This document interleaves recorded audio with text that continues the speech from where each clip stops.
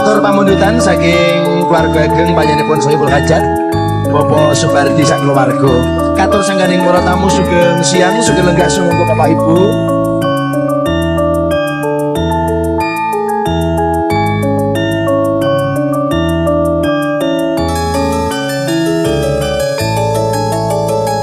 Ojo sok gampang janji wong manis yen to amung lames gede alung prasaja nimas ora gawe gelo tansah ngugemi janjimu wingi jebul amung lames kaya ngenteni rukuling jamur ing mangsa ketiga aku iki prasasat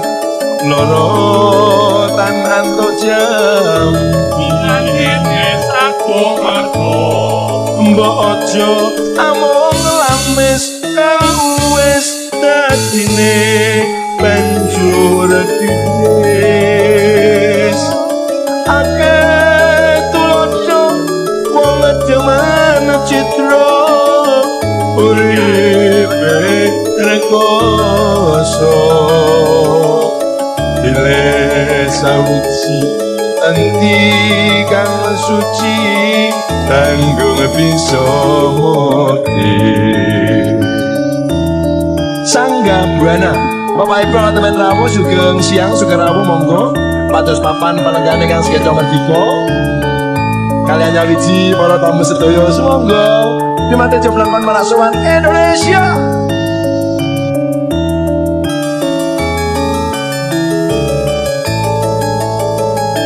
ojo sok gampang janji wong manis yen to amung lamis bede alung prasaja nimas ora gawe gelo tansah ngugemi janjimu wingi jebul amung lamis kaya ngenteni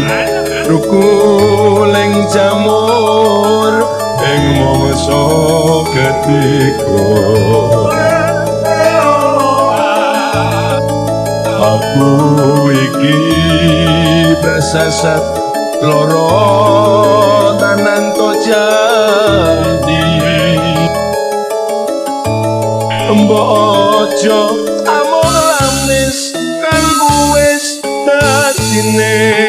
banjur dines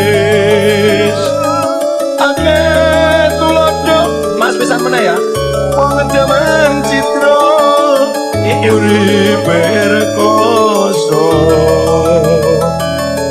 bilih sawiji endi kang suci tanggung bisa